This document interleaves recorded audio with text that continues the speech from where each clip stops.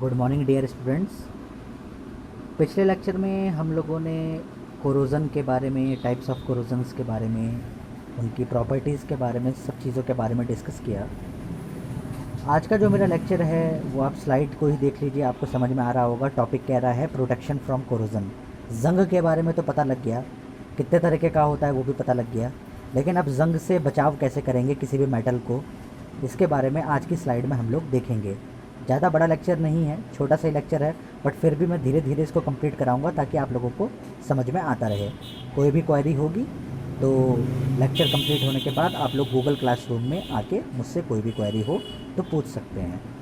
तो ज़्यादा देरी ना करते हुए अपने इस लेक्चर को स्टार्ट करता हूँ। इस टॉपिक को, यह है प्रोटेक्शन फ्रॉम कोरोजन। इस पूरी यूनिट का, यूनिट 5 का ये लास्ट का पार्ट चल रहा है, प्रोटेक्शन फ्रॉम कोरोजन। तो देखिए इसके बारे में। इसके अंदर जो कंटेंट आ रहे हैं, सबसे पहले डिस्कस करूंगा ही कि कोरोजन क्या था, कॉज क्या है कोरोजन के, उसकी केमिस्ट्री क्या है एंड इस प्रोटेक्शन। तो इसमें आपको ऑलमोस्ट इसके बारे में पता है कि व्हाट इज़ कोरोजन, होता क्या है, कॉज ऑफ कोरोजन ये भी आपको पता चल गया है। इसके अलावा केमिस्ट्री ऑफ कोरोजन ये भी आपको पता है। आज का जो फोर्थ टॉपिक जो आपको दिख रहा है, प्रोटेक्शन फ्रॉम कोरोजन, इसी को आगे फर्दर डिस्कस करना है, तो हम अब इसी को डिस्कस करेंगे, ठीक है ना।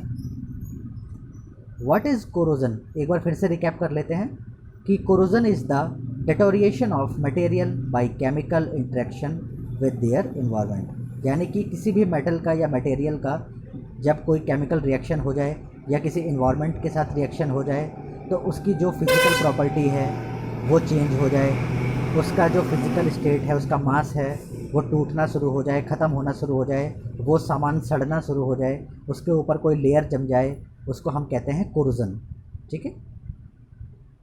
कॉजेज़ ऑफ कोरोजन ये भी आप लोगों ने देखा, आप लोगों ने पहली स्लाइड्स में, पहले लेक्चर्स में, कि 3 मेन कॉज थे जंग लगने के किसी भी मेटल के ऊपर। नंबर फर्स्ट था आपका ऑक्सीजन, सेकंड था आपका ह्यूमिडिटी, और थर्ड था आपका केमिकल सॉल्ट्स, ठीक है ना। केमिस्ट्री के बारे में देख लीजिए। केमिस्ट्री में आप लोगों ने ये देखा कि कोई भी मेटल का कोई भी केमिकल रिएक्शन जब होता है तो उससे क्या क्या होता है, या फिर कोई भी मेटल जब एटमॉस्फेयर के क्या कहते हैं कांटेक्ट में आती है। एटमॉस्फेयर का मतलब एक ऐसे वातावरण के अंदर जिसके अंदर ऑक्सीजन भी है, मॉइस्चर भी है, पानी भी है, तब क्या क्या होता है उस मेटल के साथ, उस मेटल की सरफेस के साथ क्या होता है, कौन सी लेयर बनती है, उस लेयर के होने से क्या दिक्कतें आ जाती हैं किसी मेटल की, वो मेटल अपने फिजिकल स्टेट को कैसे चेंज कर लेता है। तो ये केमिस्ट्री में आप लोगों ने देखा, फिर भी मैं आप लोग को एक बार रिकैप करा दे रहा हूँ, इस स्लाइड के हिसाब से देख लीजिए। When a metal is expose to atmospheric oxygen in the presence of water, the well known rusting process take place.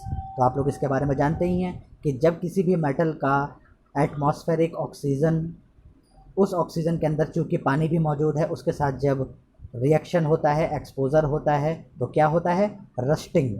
ये रस्टिंग एक प्रोसेस होता है, वो उत्पन्न हो जाती है किसी भी मेटल की सरफेस पे। और रस्टिंग के बारे में मैंने आपको एक बात और बताई थी, ये यूजुअली आयरन के केस में ज़्यादा देखने को मिलती है, इसीलिए हम इसको कोरोजन ऑफ आयरन ना कह के रस्टिंग ऑफ आयरन कह देते हैं। एग्जाम्पल देख लीजिए, iron when expose to atmosphere, the metal is degraded to form ferric rust, a red brown compound is formed.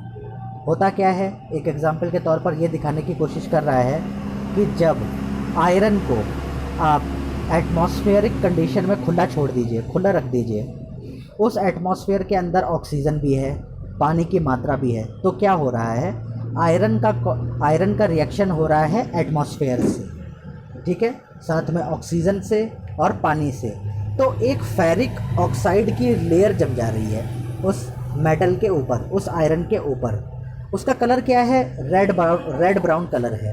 तो ये जो रेड ब्राउन कलर जो फॉर्म हो जाता है, एक लेयर फॉर्म होती है आयरन की जो सरफेस है, उसी को हम कहते हैं रस्टिंग।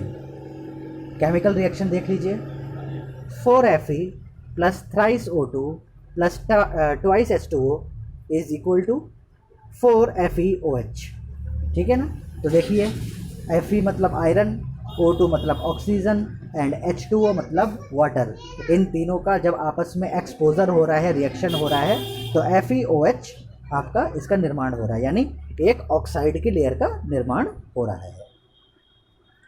ये स्लाइड दिखाना चाह रही है कि ये केमिकल रिएक्शन कैसे होता है, तो ये मैं आपको अभी PDF फॉर्मेट में भी करके भेज दूंगा, आप इसको देख के आराम से अपनी नोट्स बना सकते हैं। There are many methods of protecting metal against corrosion. तो ये स्लाइड अब यहाँ से मेन बात हो रही है आज के लेक्चर की, कि प्रोटेक्शन ऑफ कोरोजन, यानी कि किसी भी मेटल को आप कोरोजन से, जंग से कैसे बचाएंगे। तो उसके कई प्रोसेस होते हैं, उसके कई तरीके होते हैं, और आज हम उनमें से कुछ प्रोसेस को डिस्कस करेंगे। तो ज़रा ध्यान से देखिएगा इस स्लाइड को, क्या कह रही है। There are many methods of protecting metal against corrosion. They are, number 1 design, second one is barrier protection, third one is sacrificial protection, and the fourth one is cathodic protection। तो ये चार थोड़े से मेथड्स हैं, चार methods हैं, इनके द्वारा, इनको फॉलो करके आप किसी भी मेटल को जंग लगने से बचा सकते हैं या बचा लेते हैं। सबसे पहला जो फैक्टर है, जो मेथड है, जो मेथड था आपका डिज़ाइन। देखिए ये जो नंबर 1 पे लिखा हुआ है डिज़ाइन, अब इसी को मैं फर्दर एलाबोरेट कर रहा हूँ, बड़ा करके दिखा रहा हूँ कि डिज़ाइन से क्या फ़र्क आ जाएगा, कोरोजन कैसे बच जाएगा किसी भी मेटल के ऊपर। तो ज़रा देखिए design. Generally speak we want a design that, number 1 avoids entrapment of water, second one is shape should be round, third one is allows access for surface preparation and coating operation। कुल मिला के बात ये कह रहा है कि जब भी आप किसी भी चीज़ का निर्माण करें, आप किसी भी चीज़, कोई भी मशीन का, किसी भी ऐसे कंपाउंड का, सामान का निर्माण करें जो मेटल से बना हुआ है, तो उस समय पे आप डिज़ाइन का मेन ख्याल रखें। उसमें जो डिज़ाइन का ख्याल रखने वाली जो बातें हैं, उनमें 3 बातें आपको बताई गई हैं स्लाइड के हिसाब से, कि डिज़ाइन ऐसा होना चाहिए मेटल का कि जिससे कैसे भी करके उस मेटल के अंदर पानी या पानी की बूंदें घुस ही ना सकें। तो इसीलिए पहला पॉइंट आ रहा है अवॉइड्स एंट्रैपमेंट ऑफ वाटर। दूसरा, जब भी आप किसी मेटल का निर्माण करें, बनाएं, या मेटल से कोई मशीन या कोई पार्ट बनाएं, तो हमेशा कोशिश करिए कि जो उसका जो शेप हो वो राउंड हो, क्योंकि राउंड शेप होगा तो आपको समझ में ही आ रहा है कि कोई भी पानी या कोई भी चीज़ होगी तो उसकी सरफेस पे वो चिपकेगी नहीं, है ना, स्लाइड होके वो नीचे गिर जाएगी, तो मतलब पानी एक जगह इकट्ठा नहीं होगा, तो जंग लगने के ऑटोमेटिकली चांसेस जो होंगे वो कम हो जाएंगे। थर्ड है आपका allows access for surface preparation and coating operation. जब भी आप किसी मशीन का, किसी भी पार्ट्स का निर्माण करें मेटल से बने हुए, तो कोशिश यही करनी चाहिए कि उसकी सरफेस को आप ऐसे बनाइए कि दोबारा उसकी आप कोटिंग, उसकी पेंटिंग आप कर सकें, उस पर आराम से कोई भी काम आराम से पेंटिंग और डेंटिंग का हो सके, ठीक है ना। तो इसीलिए डिज़ाइन एक फैक्टर है जो बड़ा ही इम्पोर्टेंट रोल प्ले करता है प्रोटेक्शन ऑफ कोरोजन में, ठीक है ना। नेक्स्ट स्लाइड देखते हैं। ये देखिए, पहले ये जंग के थोड़े से आपको फिगर दिखा दिए गए हैं कि मेटल के ऊपर जो इंडस्ट्रीज़ में या अलग अलग जगह पे आपने भी देखा होगा जंग कैसे कैसे लग जाता है। अब देखिए शेप कितना इंपॉर्टेंट फैक्टर रोल प्ले करता है। अब ये जो इस स्लाइड में देखिए आप, जो जंग लगा हुआ है, ये जो मेटल की जो बार है इनका शेप देखिए, ठीक है ना, एकदम फ्लैट में आ रहा है। यहाँ पे आसपास इनके बीच में इतना गैप होगा कि पानी और पानी से जमी पानी की बूंदें यहाँ पे रुक गई होंगी, ठहर गई होंगी, फिर इनकी निकासी का रास्ता नहीं मिला होगा, पानी निकल नहीं पाया होगा, और धीरे धीरे धीरे इसके जो जॉइंट्स हैं वहाँ पे जंग लगना शुरू हो गया। आपको कहीं पे भी देखने को मिल जाएगा इस तरह की चीज़ें, रैक्स में, और भी जो बड़े बड़े जो मशीन पार्ट्स होते हैं या इंडस्ट्री के जो बीम होते हैं वहाँ पे, या और भी कहीं जगह पे, अगर उनकी सरफेस राउंड नहीं है या फ्लैट सरफेस है तो पानी का ठहराव वहाँ पे हो ही जाता है, निकासी नहीं होती, धीरे धीरे धीरे धीरे जंग लगना शुरू हो जाता है। तो ये देखिए एक रेड ब्राउन लेयर सी बन जाती है, इसी को कहते हैं हम रस्टिंग या कोरोजन।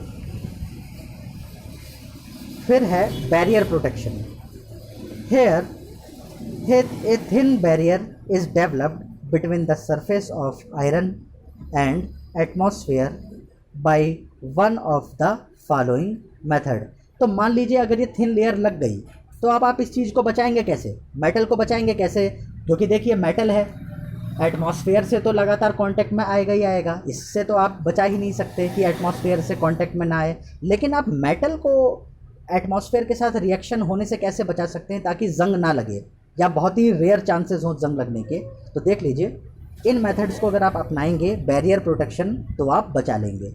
नंबर ए है पेंटिंग ऑफ द सरफेस। कुछ भी मत करिए, बिल्कुल आसान तरीका है, उसकी पेंटिंग करते रहिए, ठीक है ना, उस मेटल की सरफेस की पेंटिंग करते रहिए। और आपने देखा भी होगा कोई भी रैक है, कोई भी लोहे का सामान है, कोई भी मेटल का सामान है, अगर उसमें जंग लगा हुआ है, अगर आपने उसमें पेंट कर दिया तो फिर क्या होता है, जंग दोबारा नहीं लगता है उसमें, या एकदम रेयर केस में ही देखा होगा कि कभी जंग लगा होगा। Number B is coating the surface with a thin film of oil और ग्रीस। ये भी आपने देखा होगा कि अगर आप ग्रीस या ऑयल लगा देते हैं मेटल्स पे, ठीक है ना, एक लेयर बना देते हैं, तब भी चांसेस होते हैं कोरोजन ना लगने के।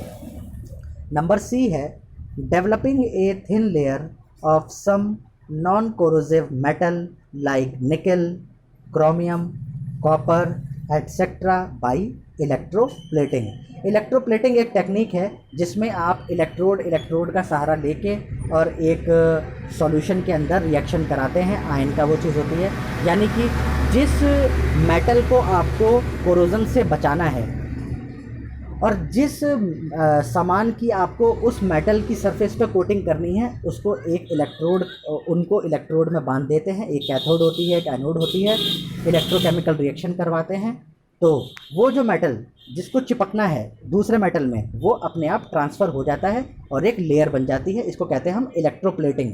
आप लोगों ने ऑलरेडी सुना हुआ है, अगर नहीं समझ में आया है तो मैं इसको दोबारा दूसरे लेक्चर में आप लोगों को आसानी से समझा दूंगा, आप फिक्र ना करें। तो ये जो इलेक्ट्रोप्लेटिंग जो मेथड है, इसमें क्या करते हैं आप, निकल या क्रोमियम और कॉपर, ये आपको पता ही है कि ये एलॉय हैं, इन तीनों का मिक्सअप या इनको इंडिविजुअल लेके आप इलेक्ट्रोप्लेटिंग मेथड से आप आयरन के ऊपर या किसी और मेटल जिसकी आपको जंग से बचाना है उसके ऊपर आप उसकी एक लेयर बना देते हैं। तो फाइनली क्या होता है, वो मेटल कोरोजन से प्रोटेक्टिव हो जाता है। और आज का जो लास्ट लेक्चर है, आज के जो लास्ट पॉइंट है, इसके बाद मैं कल के लेक्चर में ही आपको आगे कंटिन्यू करूँगा। फिलहाल आज के लिए इतना आप समझिए।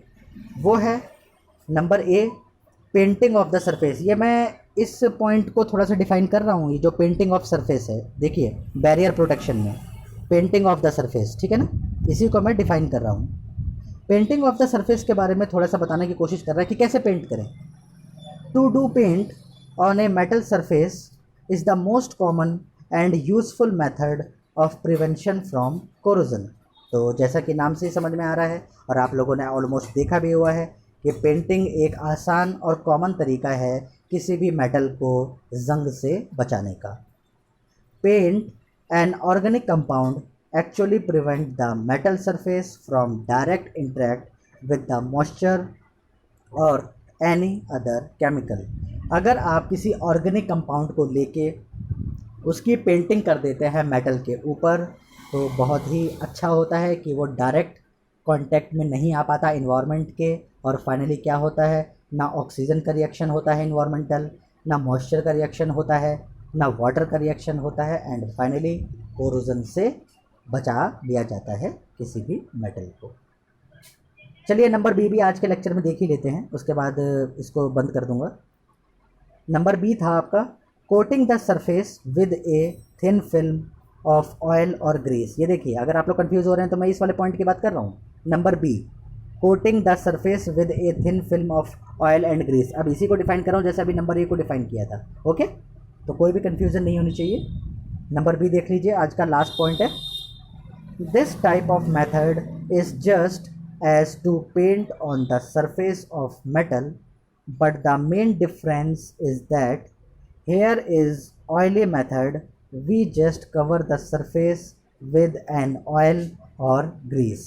उसमें क्या हो रहा था, ये कहना चाह रहा है कि ये जो पेंटिंग टेक्निक है और ये जो coating of surface with a thin film of oil है, ये ऑलमोस्ट सेम ही है, बस फ़र्क केवल इतना है उसमें किसी ऑर्गेनिक कंपाउंड को लेके आप उसकी पेंट कर दे रहे थे, मेटल की सरफेस पे, इसमें आप उस ऑर्गेनिक कंपाउंड की जगह पे ऑयल या ग्रीस का सहारा ले रहे हैं, ठीक है ना। एक एग्जांपल दूं आप लोगों को, साइकिल की चेन या शटर, ये मेटल से ही बने हुए होते हैं, ठीक है ना। अगर आप, क्योंकि साइकिल अगर आप चला रहे हैं और अगर उस साइकिल की चेन में जंग लगा हुआ है तो साइकिल स्पीड से नहीं चलती, बड़ा आपको फोर्स लगाना पड़ता है, ठीक है ना। लेकिन अगर आप उसी की ग्रीसिंग कर दीजिए, उसमें ग्रीस लगा दीजिए, ठीक है ना, ऑयल लगा दीजिए, या शटर हैं आपके ऊपर नीचे करते समय आपको वो अच्छे से नहीं खुल रहे हैं, आपके डोर अच्छे से नहीं खुल रहे हैं, अगर आप उसकी ऑयलिंग कर दीजिए या ग्रीस लगा दीजिए, तब देखिए कितना स्मूथली हो जाता है। यानी कि क्या हो गया, एक प्रोटेक्टिव लेयर भी बन गई, आगे फर्दर जंग भी नहीं लगेगा और स्मूथनेस की स्मूथनेस आ जाती है। तो ये वही बात कहना चाह रहा है कि इसमें ऑयल और ग्रीस का सहारा लिया जाता है। The basic purpose of oiling the surface is to create hindrance for moisture to get interact with metal surface. कुल मिला के बात यही है कि ऑयल और ग्रीस का आप लेयर इसलिए बनाते हैं ताकि कैसे भी करके मॉइस्चर को आने से रोका जा सके या फर्दर मॉइस्चर का रिएक्शन उस मेटल की सरफेस पे होने से रोका जा सके। एंड आज का लास्ट है, grease better than oil as it is more thick than oil and cover the surface. As comparison to, अगर आपको कल की डेट में अगर ऑयल की कोटिंग करनी पड़े या ग्रीस की कोटिंग करनी पड़े तो कोशिश यही करिएगा कि आप ग्रीस की कोटिंग करवाइएगा, क्योंकि ग्रीस ज़्यादा थिक होता है एज़ कंपेरिजन टू ऑयल, और इसकी जो लेयर मेकिंग जो कैपेबिलिटी होती है एज़ कंपेरिजन टू ऑयल वो ज़्यादा होती है। तो मैं आज बस इतने लेक्चर पे ही आपको छोड़ दूंगा। उम्मीद करता हूँ आप लोगों को मेरा ये लेक्चर समझ में आया होगा, ठीक है ना। इसकी मैं अभी PDF कन्वर्ट करके आपको एज ए नोट्स भी अटैच कर देता हूँ गूगल क्लासरूम में, लेक्चर भी अटैच कर दूंगा लिंक वीडियो के थ्रू। आप कोई भी सोर्स अपना सकते हैं लेक्चर को प्रिपेयर करने में। कोई भी कन्फ्यूज़न हो तो गूगल क्लासरूम में शेयर कर लीजिए। मेरी आप लोगों से केवल एक रिक्वेस्ट है कि मैं अभी भी देख रहा हूँ कि बहुत से स्टूडेंट्स नोट्स को फॉलो नहीं कर रहे हैं। प्लीज़ मेरी आप लोगों से एक रिक्वेस्ट है, आप दिन में एक बार जब भी आपको टाइम मिले तो आप एटलीस्ट इन नोट्स को देख लिया करिए, नोट्स बना लिया करिए, ठीक है ना। आप लोग को ही फ़ायदा होगा इस चीज़ का। Okay dear students, thank you.